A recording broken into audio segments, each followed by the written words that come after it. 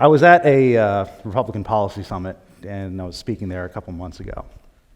And it was a really cool event. We had policy experts and pollsters and strategists, and just a really neat opportunity to learn and understand our political process. And I was struck by a question that we got. It's a nice old Southern guy in the back of the room who stood up, kind of jammed his finger out and said, "Do you all know?" And by the way, if you're familiar with the South, if somebody points their finger at you and says, "Do you all know?" they're not about to tell you that they like your biscuits. Just how angry we are. And it wasn't the question that I found so memorable. It was the reaction. It brought the house down. People are angry. And I was struck by the fact that here we are in a deep red state at the local, county, and state level. It's all run by Republicans. And this was a donor event. So the American dream had to have been good enough to these people so that they could donate money to a think tank. They were prosperous. And I think that's a totally worthwhile use of funds, so I'm not criticizing that at all. One thing that I found as I've been exploring this is that it's not just a Republican dynamic.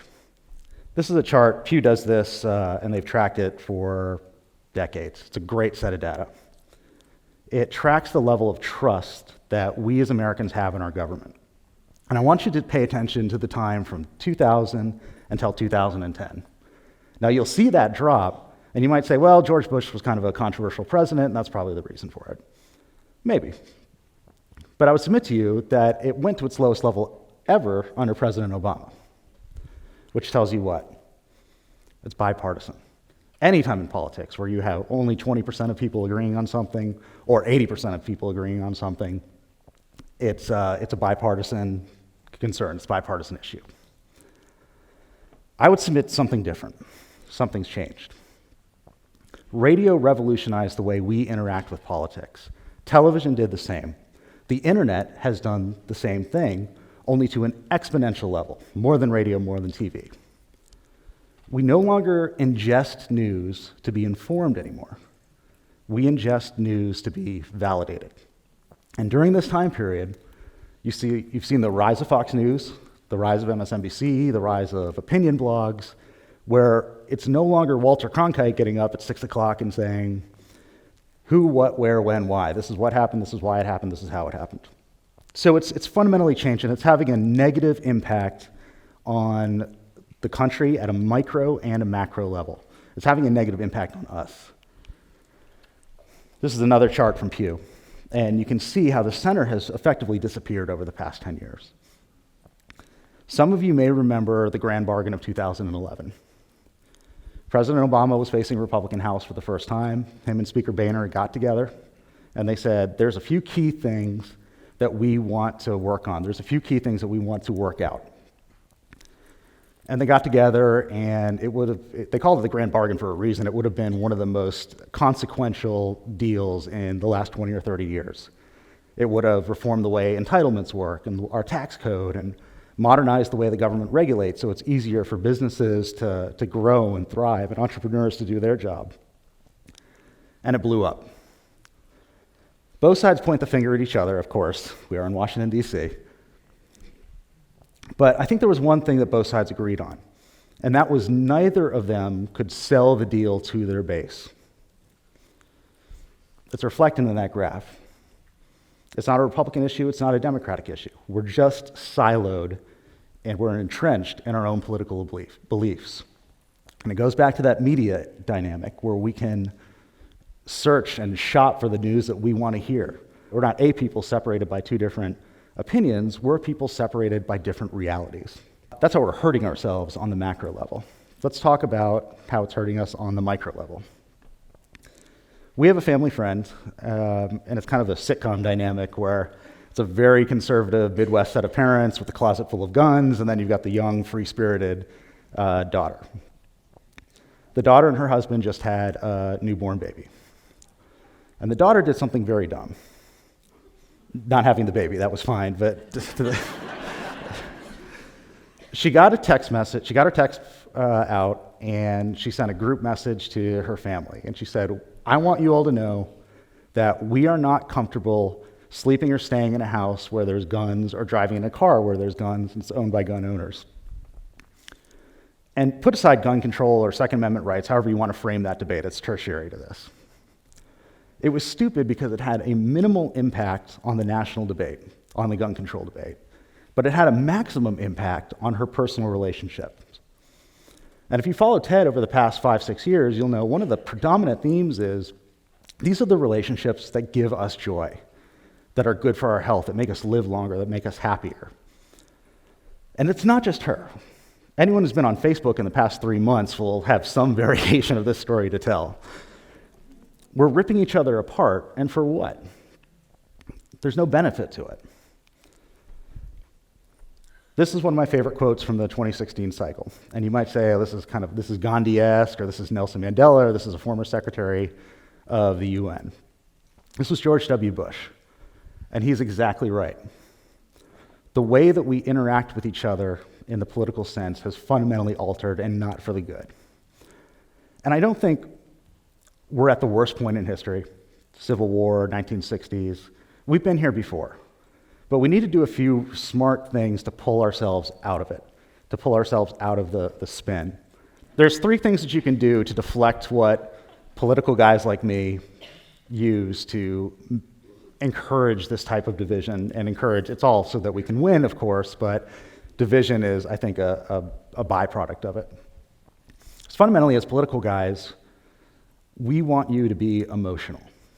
We look for vice to exploit. If we're conservatives, we want you angry, and we'll figure out ways to make you angry. Maybe it's Colin Kaepernick kneeling for the national anthem and disrespecting that symbol. If you're a Democrat, you might be upset about injustice, or the haves versus the have-nots, and they will use that to get into your heart. And once they are in your heart, you will believe and you will do damn near anything. And bless me, Father, for I have sinned. I am guilty of this as a political guy.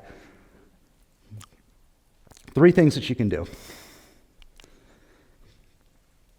So I'm going to start with what I call the golden rule. It's not very original, but I had to put some kind of name on it, so that's what I came up with. Passion and knowledge in politics tend to be an inverse relationship. The more you know about a subject, and I don't mean the more a subject where you think you're right, or I know everything on why the Iraq War was wrong, or why we should reform the tax code. I mean, you know both sides of the issue. And you can articulate both sides of the issue. That is true knowledge. Your passion goes down. Your heart hardens against the political maneuverings and the political lines that try to get you upset and try to get you angry. Passion and knowledge have an inverse relationship. The second thing is, have more questions than answers. Have more questions than answers. It is difficult for somebody to interact on a positive way, whether it be a family member or a friend, whatever, if that person has all the answers. We all know somebody who has all the answers. Oftentimes they have very few answers. As a policy guy, my expertise is in national security and veterans affairs. But when I would advise Jeb or Mitt on a policy issue, the very first thing that I did was I found all the people who were knowledgeable on that particular subject, and I asked questions. Jeb was very strict about this. He wanted to understand both sides so he could clearly articulate them when he was challenged on it. And I learned that from him, and it's a lesson I'll never forget. Have more questions than you have answers. And then the final thing is this.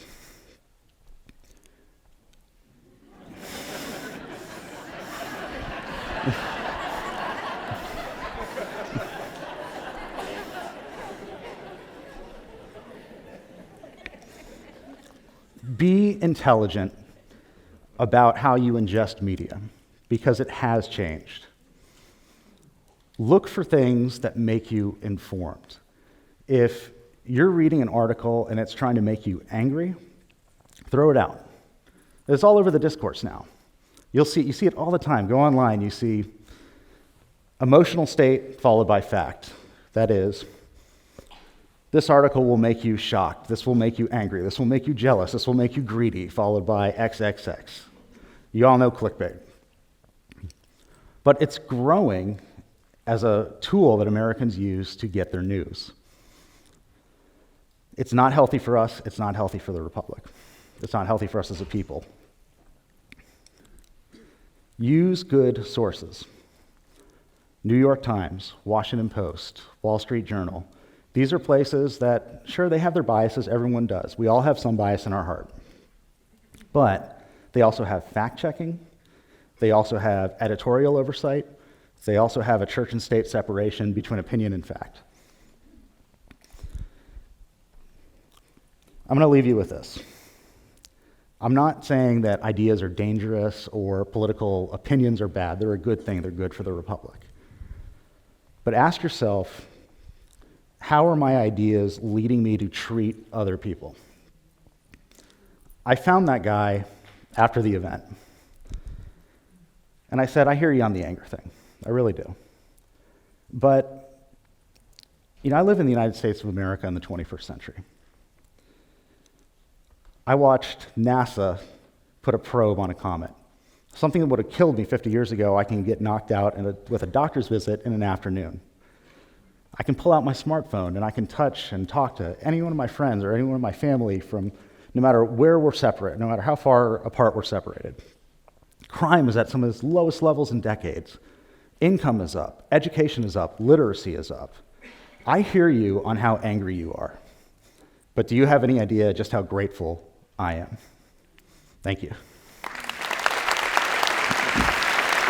Thank you.